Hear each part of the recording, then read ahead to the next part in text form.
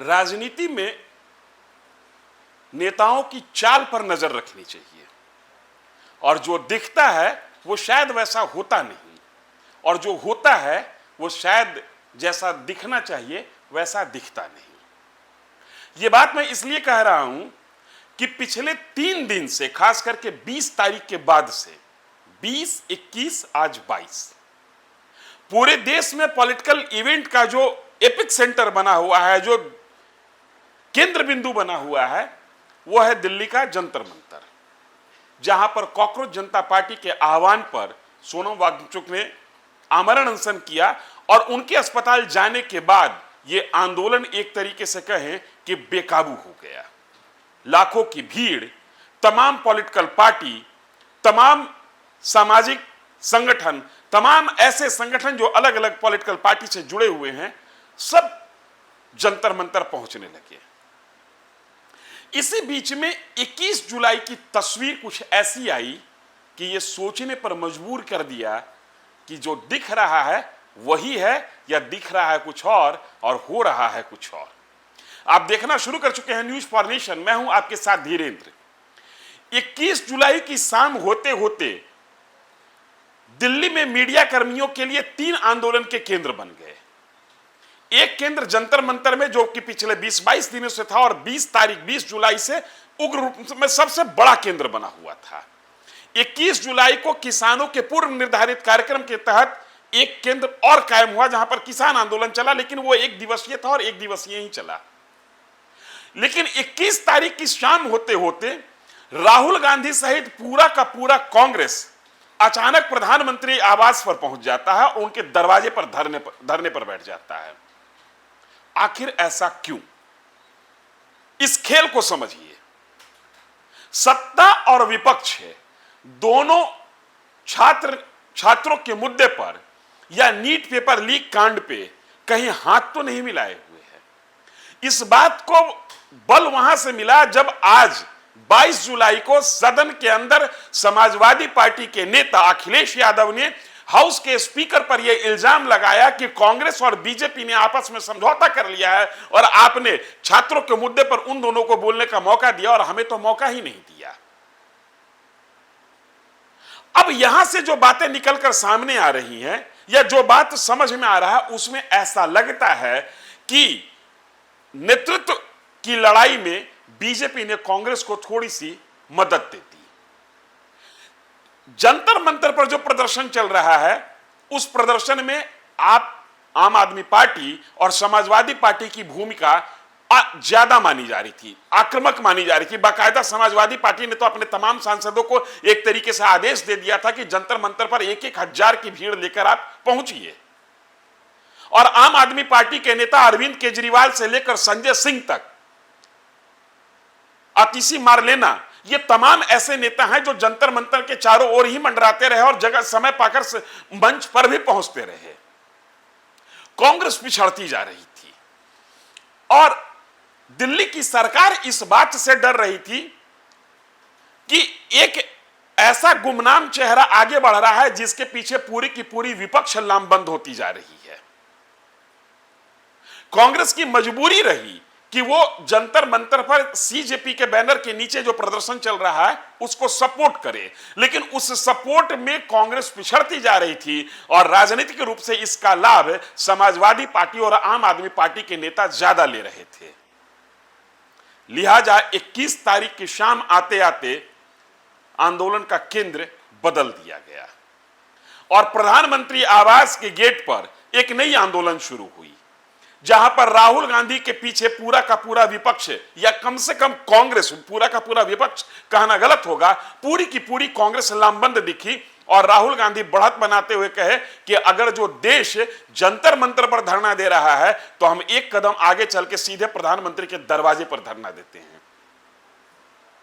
Police से लेकर media तक का अटेंशन डाइवर्ट हुआ, और यहीं से वो खेल दिखता है जहां पर ऐसा लगता है कि सत्ता के इशारे पर इस पूरे आंदोलन के केंद्र बिंदु को 2 भागों में बांटने की कोशिश हुई, और उसका परिणाम आज दिखा कि जैसे ही कांग्रेस कल आंदोलन को लीड करती हुई दिखी, तो कांग्रेस को थोड़ा हवा और सत्ता की ओर से मिला, थोड़ी ताकत और सत्ता की ओर से दी गई।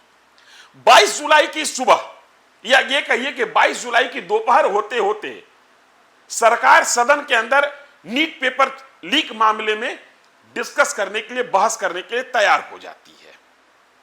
और यही बात अखिलेश यादव 16 घंटा बीतते बीतते भांप गए कि खेल हो गया। महोदय, अध्यक्ष महोदय, ये अध्यक्ष महोदय, ये अध्यक्ष महोदय, आपको नहीं बोलने दे रहे। अध्यक्ष महोदय, ये मुद्दा कांग्रेस, समाजवादी पार्टी, बीजेपी का नहीं है। ये मुद्दा युवाओं और छात्र नौजवानों का है। तो आपने इनको बुलवा दिया, इनको बुलवा दिया, अगर समझौता कर लिया आपने क्या? आपने क्यों नहीं बोलने दिया हमें? अध्यक्ष आपको मैंने बोलने के लिए कहा, एक मिनट प्लीज।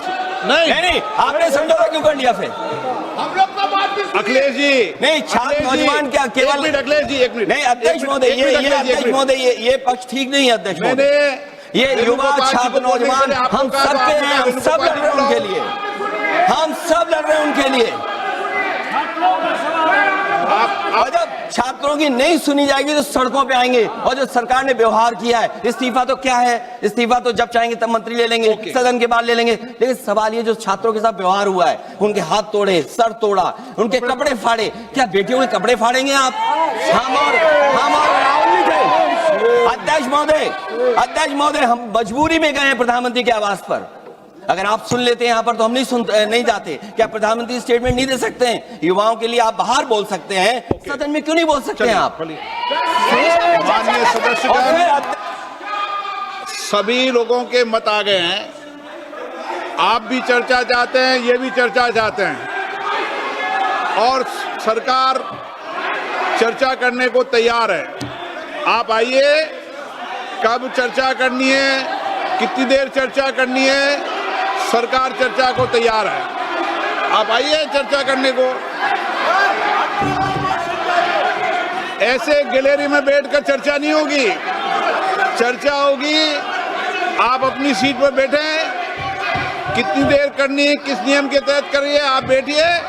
सरकार ने कहा है कि खुले मन से कहा है, चर्चा को तैयार है, और सबका मत आ गया है।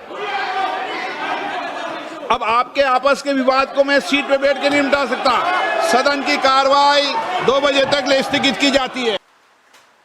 सीजेपी के बैनर के नीचे आंदोलन को हवा देते हुए, ताकत देते हुए, जो ताकत अखिलेश यादव अपने लिए आने वाले उत्तर प्रदेश विधानसभा चुनाव के मद्देनजर प्राप्त करना चाहते थे, उस ताकत में पंचर लगा दी कांग्रेस ने और पीछे से खेल गए मोदी।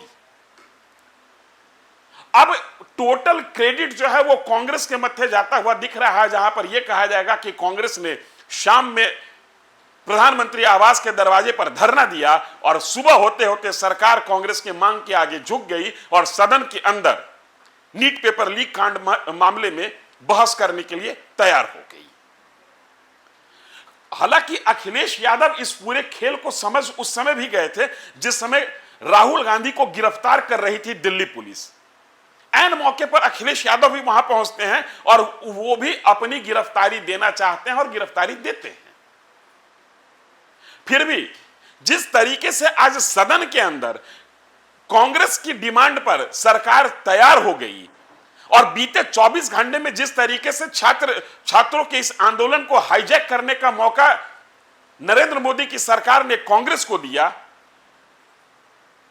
यही असली राजनीति है। बीजेपी इस बात को बखूबी समझती है कि कांग्रेस की ताकत से लड़ना हम जानते हैं, कांग्रेस की ताकत से हम लड़ सकते हैं। कांग्रेस को हम पिछले 10-12 साल से कांग्रेस से लड़ रहे हैं और कांग्रेस कितना पानी में है और कांग्रेस को हराने के लिए क्या हथकंडे चाहिए यह हमें पता है। लेकिन अगर कोई नया खिलाड़ी मैदान में आ गया तो शायद संभालना मुश्किल होगा, और इस बात का अंदाजा कांग्रेस को भी है।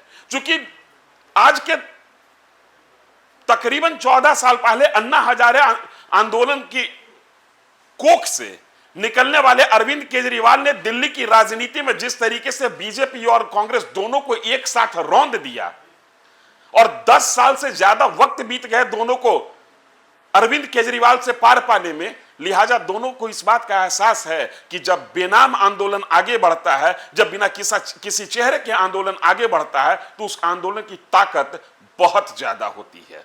लिहाजा आंदोलन को चेहरा दो, और चेहरा वही दो जिस चेहरे से लड़ने की तुम्हें आदत है, जिस चेहरे से लड़ना तुम जानते हो, और वही खेल हो गया।